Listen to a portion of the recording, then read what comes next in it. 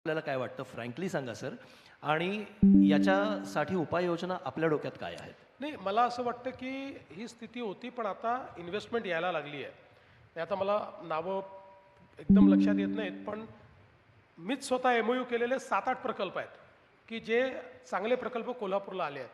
आता मेजर कोल्हापूरमध्ये जो काही बदल घडणार आहे ना, हा जो आपला मुंबई-बंगळुरू कॉरिडॉर आपण जो करतोय, या कॉरिडॉरमुळे एक मोठी औद्योगिक इकोसिस्टीम जी आहे, ही कोल्हापूरमध्ये तयार होईल.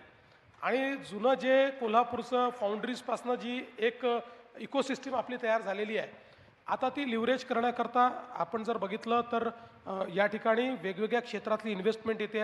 अगदी बायोफार्मापासनं सगळ्या पद्धतीची इन्व्हेस्टमेंट या ठिकाणी येते.